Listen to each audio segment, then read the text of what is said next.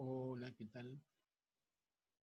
Bueno, hoy vamos a comenzar a avanzar con un nuevo autor, que es Kuhn, y un libro muy importante que escribe este epistemólogo, que se llama La estructura de las revoluciones científicas.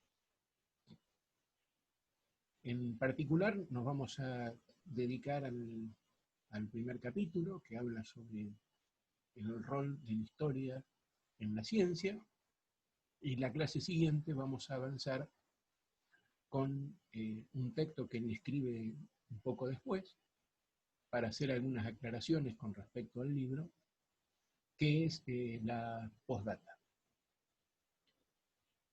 Bueno, vamos a comenzar con algunas diapositivas.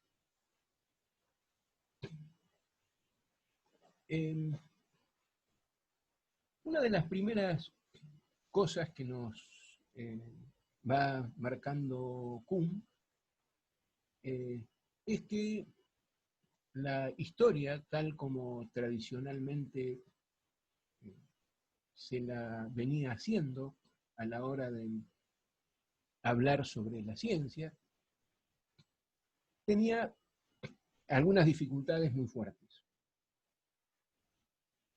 La primera dificultad que tenía la historia de la ciencia de aquella época, recuerden que estamos hablando de hace 40 años atrás aproximadamente, la gran problemática que tenía era que los historiadores se focalizaban en las grandes conquistas de los científicos. Entonces lo que narraban en sus historias era algo así como una sucesión de logros que los científicos habían obtenido. De algún modo nos mostraban la cara más linda de la ciencia. Y Kuhn, con bastante ironía, dice que una historia así se parece más a un folleto turístico que a una verdadera narración de lo que efectivamente sucedió. ¿Y por qué un folleto turístico? Básicamente porque un folleto turístico nos muestra los lugares más lindos de una ciudad e intencionalmente hace ese recorte. Y algo parecido pasaba con las historias de la ciencia que se habían, digamos, construido hasta la época en la que Kuhn comienza a hacer sus escritos, salvo algunas honrosas excepciones, ¿no? Entonces, la cuestión es que, digamos, una dificultad además adicional a la anterior era que esos libros de historia de la ciencia presentaban esquematizaciones o simplificaciones demasiado brutales del devenir histórico, ¿no? Entonces, Kuhn lo que nos va a marcar es que hay que pensar la historia de otro modo, ¿no? Tendríamos que buscar, a través de la narración histórica, de, en cierta forma, ajustarnos lo más posible a lo que efectivamente sucedió. Y obviamente, ¿cómo hacerlo, no? Y la primera cuestión que nos marca Kuhn es que no se puede juzgar al pasado con los ojos del presente. Es decir, si queremos hacer historia, no podemos hacer una recopilación de los hechos a partir de nuestra situación actual, porque estaríamos, digamos, sesgados en la visión, porque, digamos, todo aquello que hoy en día sabemos nos permitiría juzgar los debates o las discusiones que había en la época en donde se plantearon, donde no estaban para nada resueltos ni zanjadas esas discusiones. La otra cuestión, digamos, es que obviamente el no juzgar o no evaluar los debates del pasado con los ojos del presente, o los hechos históricos de la ciencia con los ojos del presente, no significa que uno pueda hacer un viaje, digamos, al pasado y hacer una reconstrucción tal cual ocurrió. Evidentemente va a haber modificaciones, ¿no? Pero lo importante en esa nueva historia de la ciencia es que, en cierta forma, digamos, se tome cada etapa o cada momento histórico como una integridad, dice Kuhn. Es decir, que se integren todos los saberes de un determinado periodo o de un determinado momento histórico y se los considere en un bloque, en función de, digamos, los conocimientos que había disponible en ese momento. Entonces, allí los debates o las controversias entre los científicos de ninguna manera se nos van a presentar como ya sabiendo de antemano el resultado.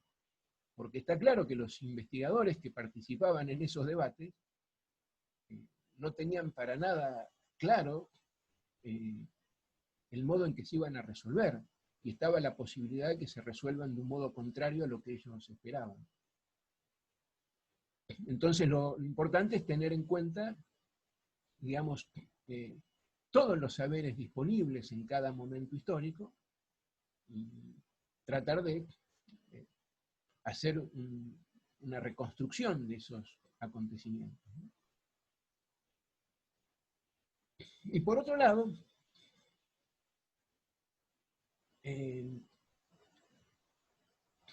lo que busca Kuhn es que una verdadera historia de la ciencia no tiene que estar de antemano buscando la continuidad de un progreso lineal del saber. Digamos, no tiene que estar suponiendo que hay un hilo conductor que va manteniéndose siempre en forma continua y que se va haciendo cada vez más rico con el correr del tiempo. En el fondo, lo que nos está diciendo es que, digamos, un verdadero historiador no puede suponer una continuidad entre las teorías o los conjuntos de ideas que sostienen los científicos, sino que tiene que estar dispuesto a ver las discontinuidades, es decir, a ver los cambios radicales y profundos que se pueden llegar a producir. La otra cuestión importante es que, digamos, él, teniendo en cuenta esta mirada histórica, propone, de alguna manera, un cierto marco en el que se van generando los principales conceptos que van a guiar a los científicos.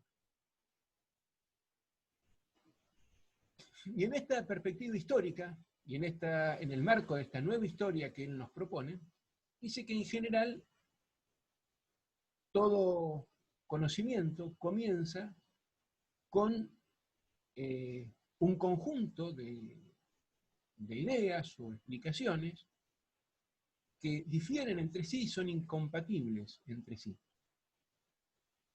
pero que sin embargo coexisten. Obviamente consisten en una constante lucha, y debate y desacuerdo.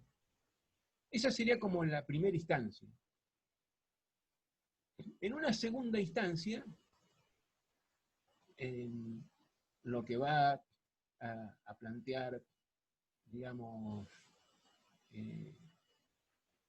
Kuhn, es que aparece lo que él aquí denomina un cuadro conceptual, un conjunto de ideas, donde toda la comunidad la acepta como válida.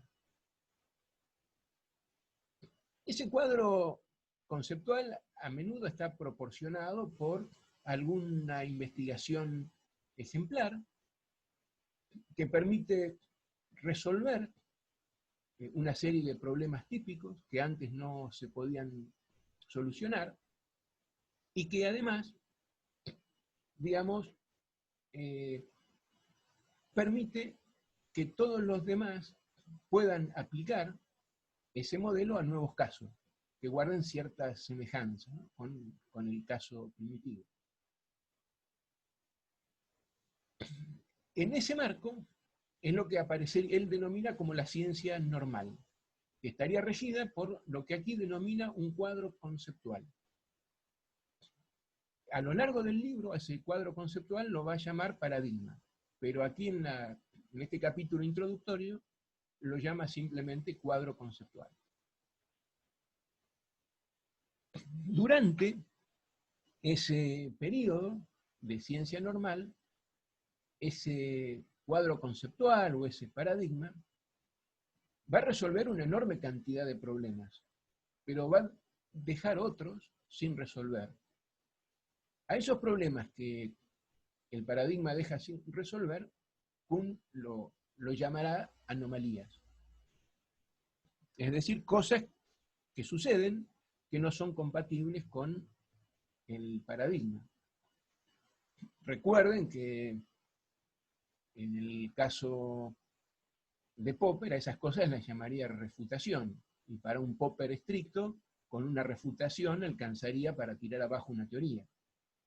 Acá no es el caso, digamos, acá una enorme cantidad de anomalías tienen que irse reuniendo, y en particular anomalías que afecten al aspecto principal del programa de investigación, o paradigma, para ser más exacto.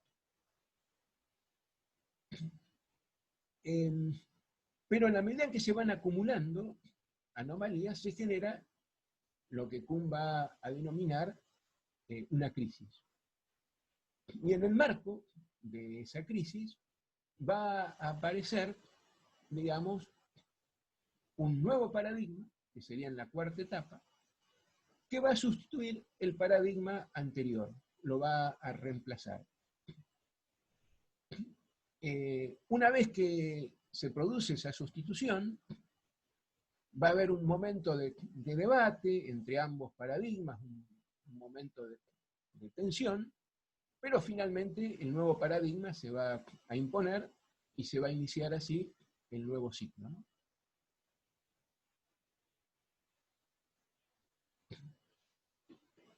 En la segunda etapa es la que Kuhn llama el de la ciencia normal, que es la más importante, ¿no?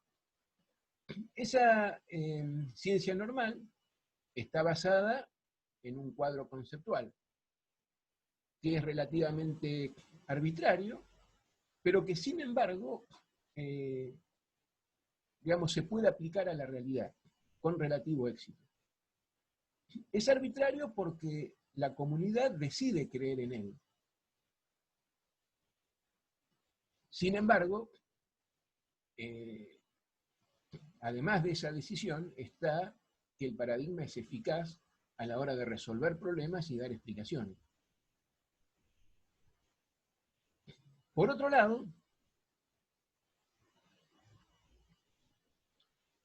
en el periodo de ciencia normal, que es la segunda etapa, que es donde se pasa la mayor parte del tiempo, todos los científicos suponen que, digamos, ese paradigma es, digamos, válido, e incluso si aparecerían refutaciones al paradigma, o anomalías, o problemas sin resolver por ese paradigma, los científicos, digamos, unánimemente deciden dejarlos de lado, o sea que no los tienen en cuenta. Y se concentran en aquello que efectivamente pueden hacer, ¿no?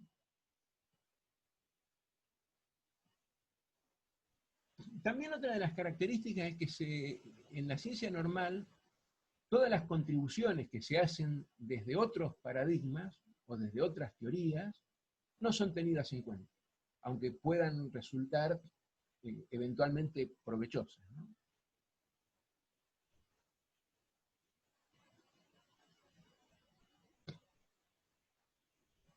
Hay algunas cosas interesantes que tendríamos que marcar a la idea de que habíamos marcado anteriormente, ¿no? Evidentemente, durante el periodo de ciencia normal ocurren cosas que van socavando la confianza en ese paradigma y finalmente ese paradigma entra en crisis y se produce una revolución donde se cambia el paradigma, o lo que acá en esta introducción Kuhn llama cuadro conceptual. ¿Y cuáles son algunas de las consecuencias de ese cambio conceptual? Los marcamos porque después vamos a tener que volver sobre ellas, porque a Kuhn le generan algunas dificultades. La aparición de una teoría, digamos, revolucionaria, radicalmente nueva, implica no solo una reconstrucción de las teorías anteriores, sino también una revaloración de aquello que se consideraba un hecho. Fíjense que el nuevo paradigma, de alguna manera, reescribe las explicaciones que daba el antiguo. ¿Esto qué significa? Que el nuevo paradigma tiene la obligación de resolver los mismos problemas que el anterior, pero lo va a resolver utilizando explicaciones distintas. Por eso, de algún modo, tiene que reescribir o reconstruir el paradigma anterior. Y por supuesto, va a marcar nuevos hechos. La otra cosa interesante es que, digamos, con la aparición de un nuevo paradigma, se amplía la cantidad de entidades observables. Es decir, que el nuevo paradigma va a generar que el universo de los hechos observables sea mayor que el anterior.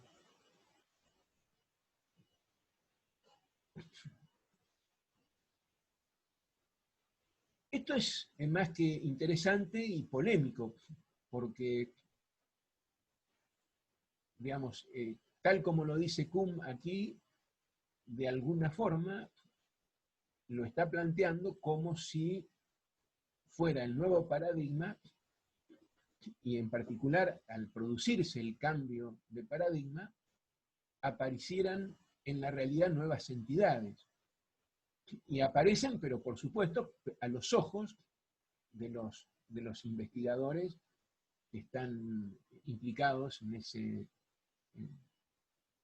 recorrido, ¿no? Así que bueno, la idea para Kuhn es que los paradigmas en general van determinando lo que se conoce como ciencia normal, y en esa ciencia normal lo que tenemos es, de alguna forma, como distintas manos que están regando un mismo paradigma, ¿no? Cada una con herramientas diferentes. La idea es que, digamos, esa armonía inicial no se puede sostener de una manera continua y constante. Por eso van apareciendo crisis. A Kuhn las mayores dificultades le aparecen justamente a la hora de, digamos, establecer el cambio de un paradigma por otro. Los grandes críticos de Kuhn van a señalar que, en primer lugar, hay dificultades a la hora de definir el concepto de paradigma, porque tiene mucho significado. Y en segundo lugar, digamos que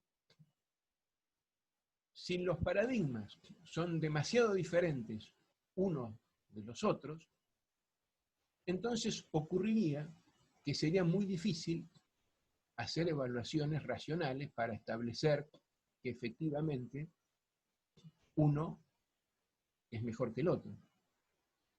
Y esto es lo que vamos a trabajar en la clase que viene, y esto es lo que en el fondo obliga a Kuhn a ampliar el concepto de paradigma en lo que se conoce como la postdata. Bueno, nos estaríamos viendo la clase siguiente para seguir avanzando con estos problemas.